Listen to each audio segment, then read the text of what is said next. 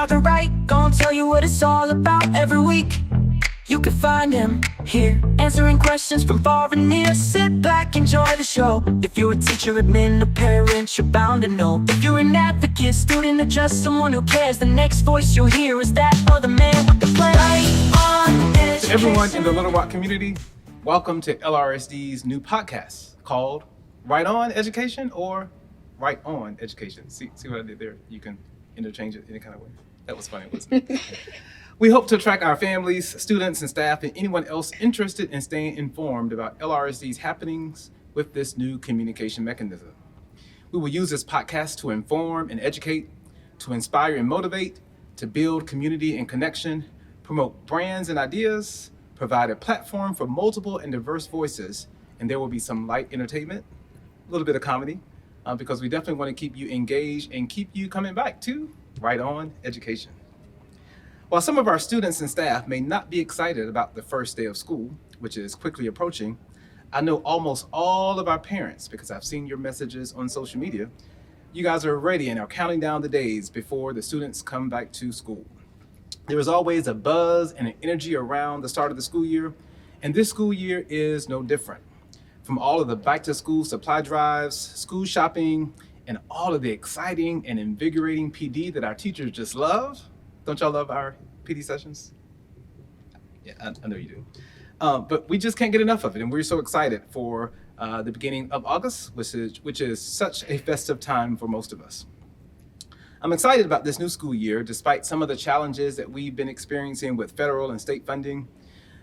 We've seen some good momentum these last couple of years with implementing aspects of our strategic plan and some of our key priorities, and I'm looking forward to continuing the work to improve student outcomes and supporting our staff through efforts to improve the climate and culture in our district overall. We're also focused this year on not only improving student outcomes, but improving safety in our schools and continuing to find ways to strengthen our connection between families and our schools. We will dedicate more time to sharing some of our achievements and accomplishments in some future episodes, and believe me, there is a whole lot to share.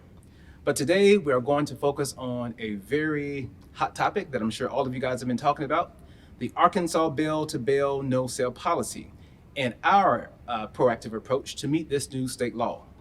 But before we get into the nuts and bolts of this new law and how we're preparing to implement it here in our school district, I want to introduce two very important guests, two students that I used to be fond of until they made a very sarcastic comment a few minutes ago that we'll talk about a little later. But we're excited to hear their views and perspectives on this new bell-to-bell cell phone policy. So we have with us today to dive into this topic, Mr. Austin Bernard from Parkview Arts and Science Magnet High School. What grade are you going to this upcoming school year? I'm going into my sophomore year. Sophomore year, all right. He called me cheesy earlier. But, we know that I'm not cheesy, I'm very cool, aren't I? Why are you laughing? Also, we have with us today Mr. Dontrell Dyer, a student here at Southwest, where we are filming. And Dontrell, you're going to what grade? I'm going to my junior year. Junior year. All right. Excited to have you guys here with us this afternoon. So right off the break, we're going to dive into this hot topic and talk about why we're doing this, why it's important to me. I'm sure it's not important to everyone, probably, but we're going to spend some time digging into it and hearing from our students and hear what they have to hear what they think about our new no cell phone bell-to-bell policy. This year at LRSD, we are set for success. We're not giving up our phones, we're putting them away during the day. Locking them in the Yondr Pouch. You keep it in your backpack. And keep the focus in the classroom. Less distractions, less drama, more real-life connections. How are you, bro? Good about you? Fine. Phones back out at the end of the day. Easy.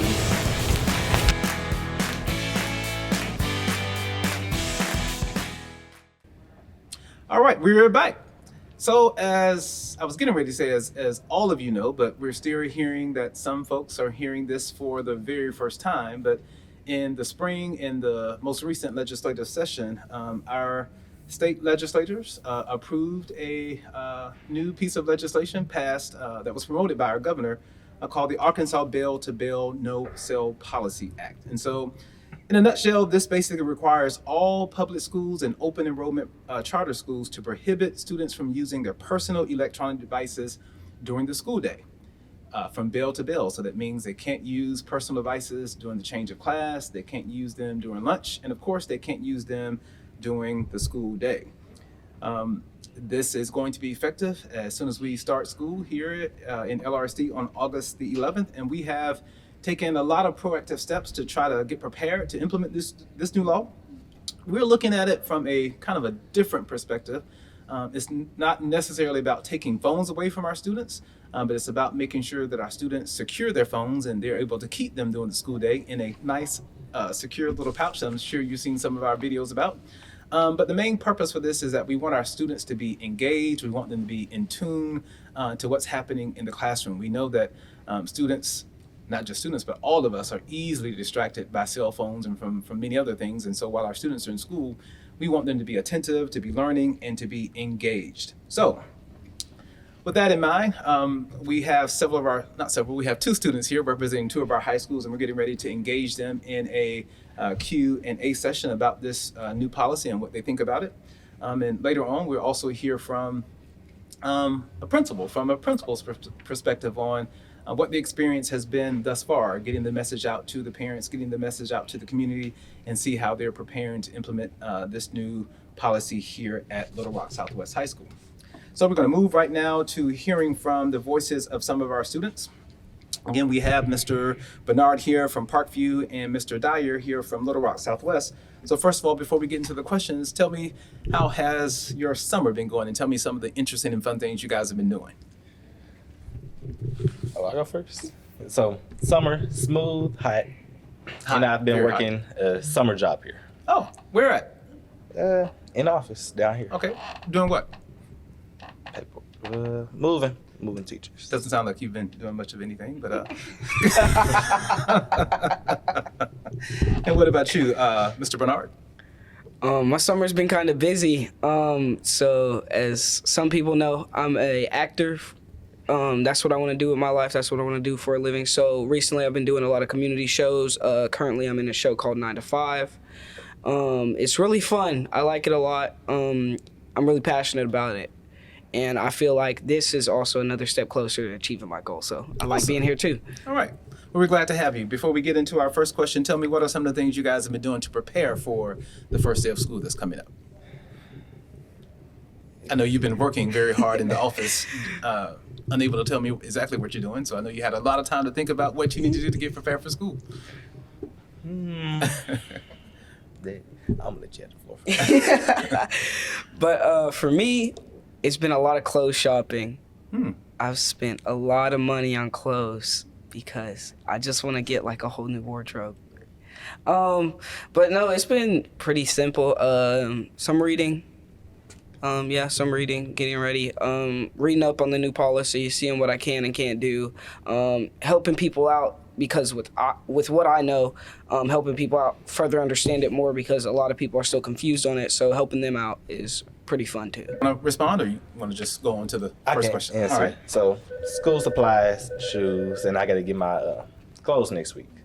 But what I've really been doing to prepare, not only myself, but a lot of scholars, I've been answering questions with whatever answers I know, because a lot of students come to me asking about changes in school policies because they know I keep up with a lot of that.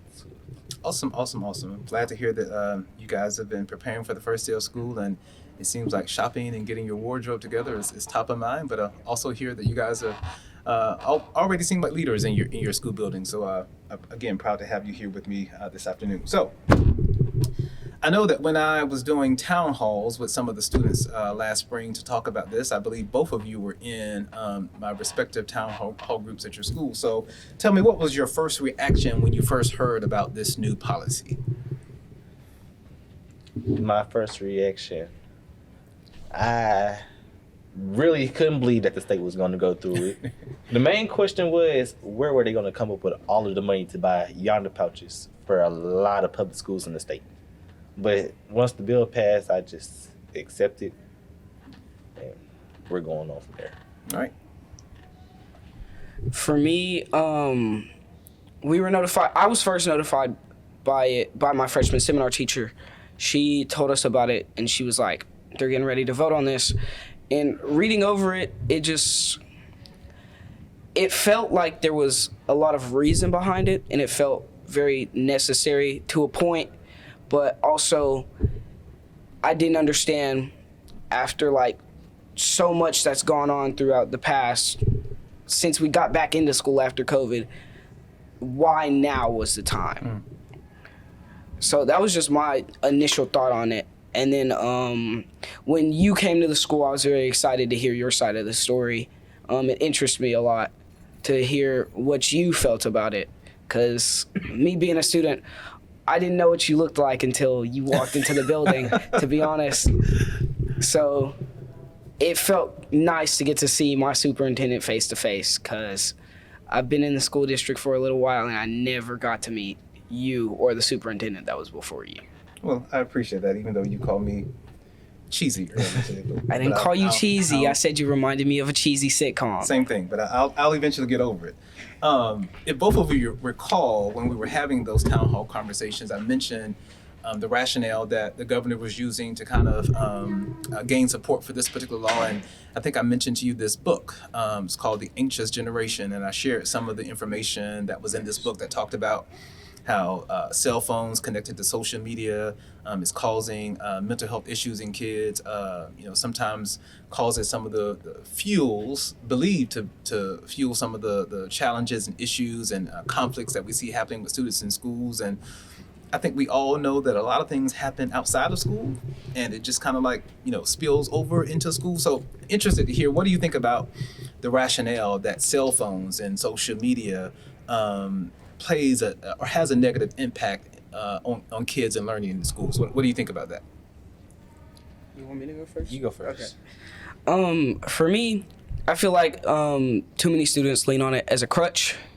I know, like, I see a lot of people rely on their cell phones, like smart people too, like rely on their cell phones. And I'm not saying I'm not guilty of it, because I have done it. It's just it feels like a way out for a lot of people. And I think with the new cell phone policy, it's going to teach me to take more accountability over my grades and more accountability over like what I'm doing in school, and gives me a more proactive experience. But I also kind of feel like social media, it doesn't happen during school. I feel like it happens outside of school. So even if you do take it away during school, it's not going to stop them from talking outside, which, I mean, some people do, some people don't. We don't have very many fights at my school because our school's like kind of small. So like a lot of people know a lot of people. Over 1,000 kids at your school. That's not small. But I'm saying, like, in my general class, basically everybody knows each other. So it's like, it's kind of hard for word of mouth not to spread, because once one person's talking about it in one class, it's going to spread to all the other classrooms, and everybody else is going to know about it by the time the school's over with. Whether you have a phone or not. Yeah. So like word of mouth is not going to stop just because you take phones away. All right, Mr. Dyer, what are your thoughts? Social media does spill over from the streets into the school, but I say disciplinary can be handled way better in school. I'm not saying that arguments and stuff should be brought to the school, but it's easier managed when adults are supervising versus out there in the street where things could get fatal. Yeah. But I agree. It sounds like to me that both of you, at least somewhat, have kind of accepted the fact that this is pros and cons. Yeah, that this is going to be a way of life, and it seems that both of you do see some positive benefits that can come out of it, but you also don't think it's going to just like solve all of the problems and issues that we tend to think that not having access to cell phones in schools will solve. Is that accurate? Yeah, for me, I got a question for you actually. So we're not to that segment yet. I still have questions for you. I'm kidding. Go ahead. But with you, so like a lot of people blame social media and cell phones for fights, but did you experience any fights while you were growing up, like in your school? Because I know you grew up without cell phones. Time out. How do you know that I grew up without cell phones? Because cell phones didn't become a prominent thing until the 2000s, and I know you weren't in high school in the 2000s. Now let's keep it. You will never be.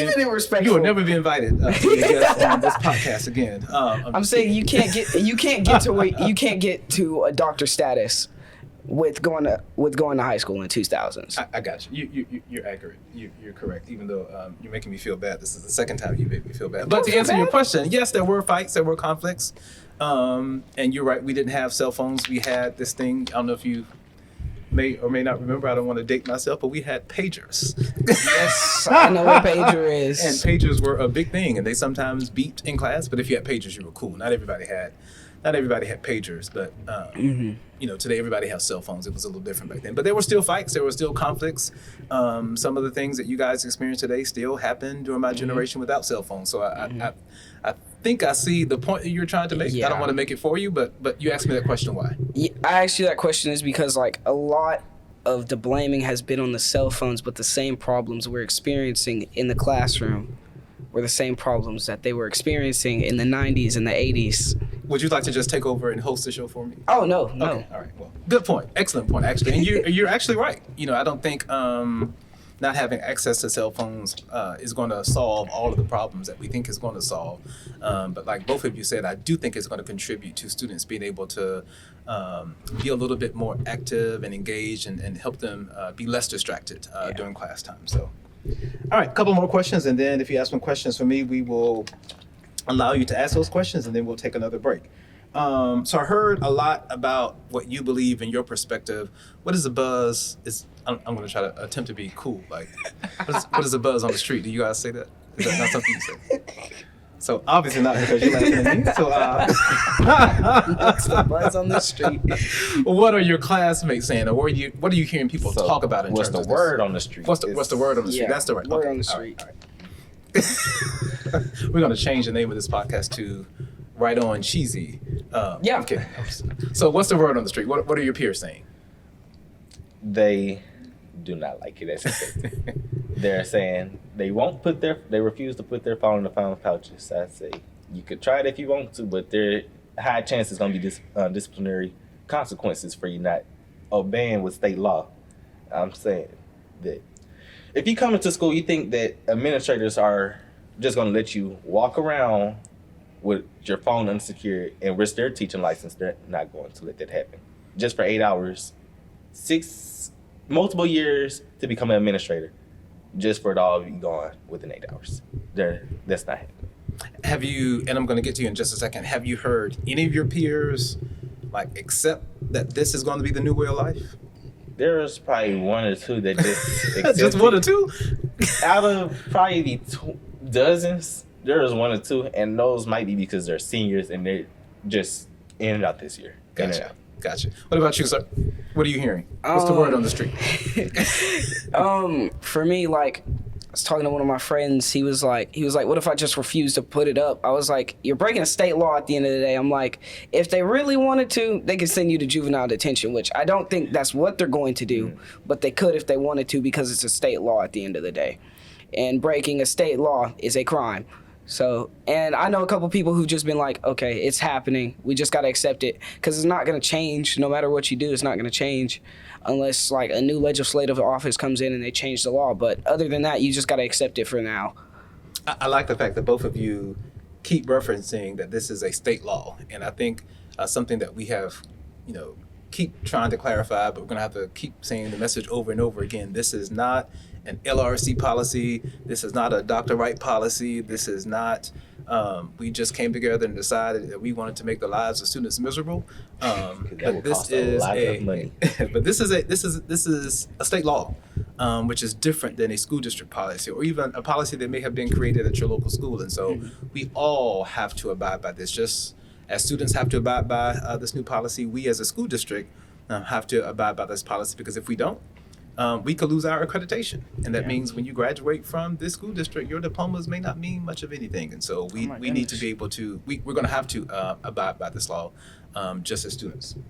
All right. So last question. We'll make this the last question. Seeing that the majority of students that you both have spoke to, they are having difficulties accepting this and said that they're not going to comply. What is it that you think we can do, or what you can do to kind of help more of your peers accept that this is just going to be the new way of life? If anything. Honestly, I think some people are just it just seems they're in a state of disbelief almost, like they don't believe it's real. So honestly, I just say let it come with time, and people start to be like, okay, this is just happening. It's just temporary.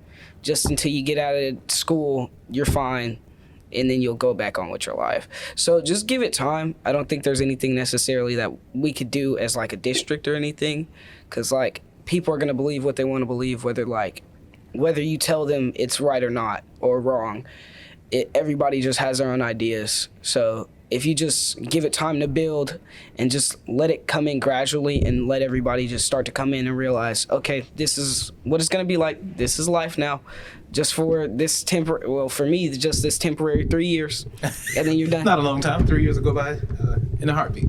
What about you, sir? I'm going to reference my 7th grade year at J Fair.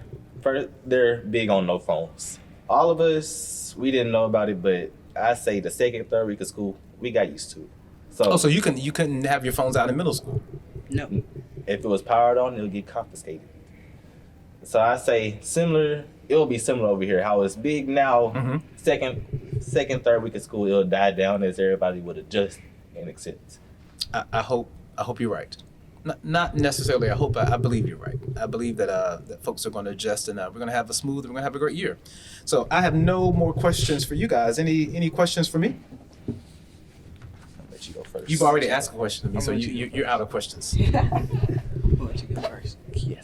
I got to improvise. If you don't have any, that's fine. That's fine. I know there's some questions I want to ask, but I get to improvise.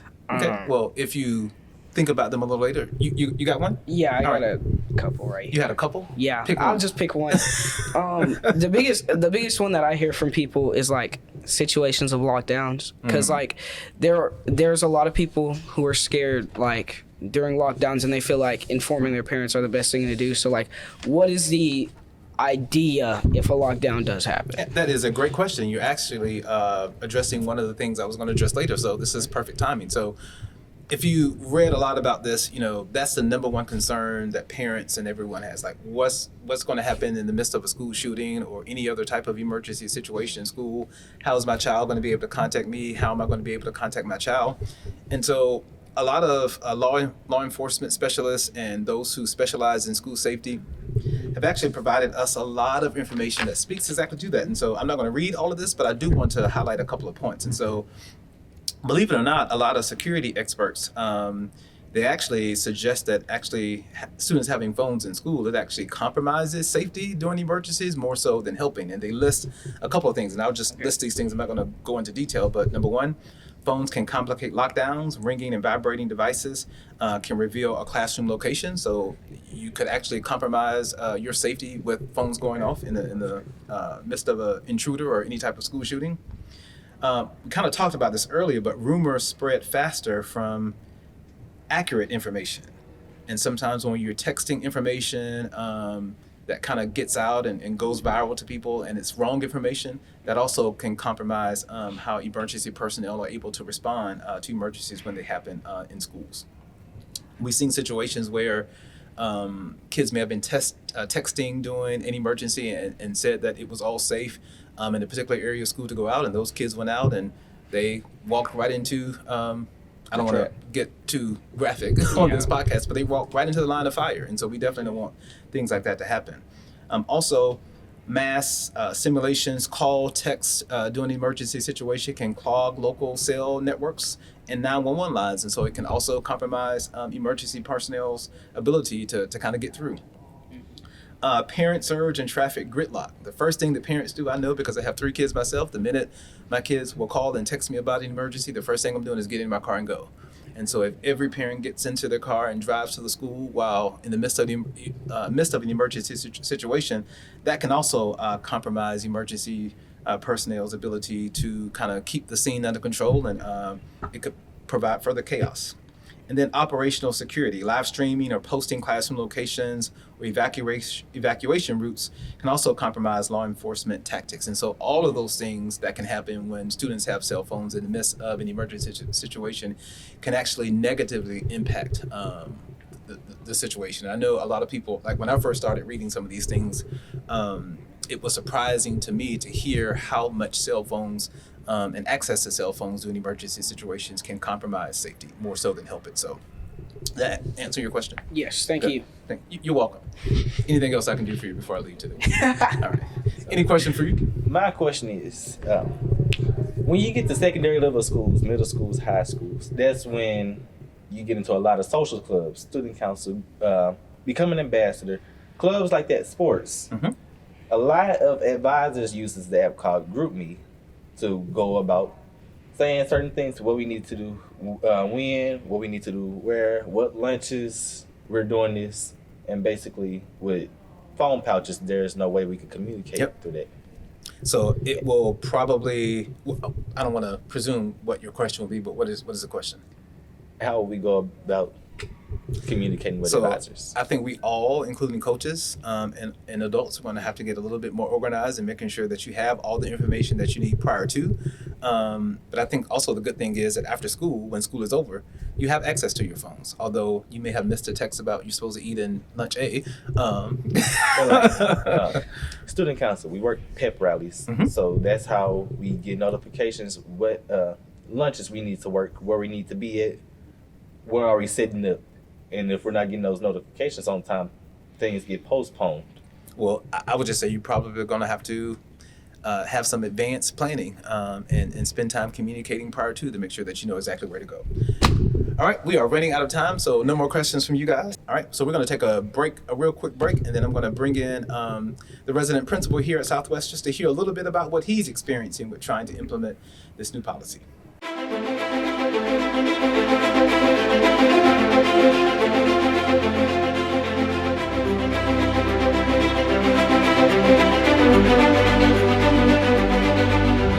I dream of a Little Rock School District where every child has the tools to thrive. Because strong schools build strong community. I see an LRSD where education and opportunity go hand in hand. Preparing students to be future leaders and innovators of our workplace. My dream is to walk across that graduation stage, Ready for whatever comes next, college, career, and beyond. I want my child to wake up excited about learning. Knowing that we are supported, challenged, and inspired every day. I love my school. I love my teacher. I see classrooms filled with creativity, curiosity, and confidence. Where every student believes they can achieve greatness. We're taking even bolder steps in this direction. With a renewed, enhanced focus on literacy for our youngest students. All of us moving forward together. One team, one dream, one LRSD. Welcome back to Right On Education. We just heard from several of our students about our new cell phone policy here in the Little Rock School District. Right now, we're going to hear from Principal George Maxey here at Southwest High School as he is preparing to implement. I probably did it wrong, but implement the cell phone policy here at Southwest. I'm curious to hear, how has it been going? How have your parents been responding to this new policy? Well, as for the parents, the reviews have been mixed. For the most part, some of them don't understand the why. Some of them didn't know that it was actually going to be implemented this year. Wow. And some of them actually Some people didn't even know that? Some of them didn't even know about it. And some of them also see the positives behind it. As a building principal at Southwest High School with 2,200 students, we had to really think deep on how we're going to make sure that every child utilizes the pouches according to the state law in the beginning of the school day, and then how do we dismiss children, 2,200 students, getting these pouches back. So it's taken a lot of manpower in regards to going through, looking at different scenarios, looking at, making sure that we don't take away from instructional time, but making sure that we're abiding by the state law. So it takes some time, it takes some practice. We know there's going to be trial by error on many things. So, there's a level of anxiety on my part because you want to keep things smooth. You want to try to minimize disruptions. You don't want to cause anxiety for our students, our parents, but we realize that we have to enforce the law. So what does that look like, and how do we do it with a space that's 400,000 square feet with 2,200 kids every day? So those are the things that we've been dealing with from that perspective. So I think I'm going to go back to a couple of things our students said that, they predicted that it may be a little rough the first couple of days, first couple of weeks, but I'm predicting that after a few weeks of trial and error and working through some of the kinks, I think it's going to be fine. I think it's going to be business as usual. I think everyone is going to be able to adapt to this new way of life. And again, the good thing is it's not just us. This is the entire state. Yeah, it's the entire state. I mean, I agree with you. Yeah, it takes time to create level of consistency. So, so as we're creating a level of consistency, it's going to be some time where that continuity needs to come into play. Also on top of, how do we deal with situations from kids leaving early? How do we deal with pep rallies? How do you deal with teams leaving? I mean, all those different factors we got to keep in mind. Oh, how about a fire drill? How do we deal with a fire drill? You know what? Yes. We're going to give you a lot of time to think about that because Right On Education, we need to wrap it on up. Yes, absolutely. And I guess for me, I think the hardest part that I have a question for you, as being a superintendent of the third largest school district in Arkansas, how do you answer the question of why is it that public schools and charter schools have to do it, but private schools don't? That is a question for our governor and our state legislators because that is beyond me. I don't have the answer to that. I have some assumptions, but I'm not here to share my assumptions. I'm here to talk about facts. But thank you, Mr. Maxey, for joining us here on our first Right On Education podcast. It's wonderful, and I appreciate you doing this. This really means a lot, helping and educating our students and staff. To all of you listening and watching, we know that several of you did submit some questions. We weren't able to get to them today, but we are going to post responses to those. And those of you who want to submit questions for our future podcasts, you can send those questions to righton@lrsd.org. Have a great day. And thank you for tuning in to Right On Education. I'm going to have so much fun with this.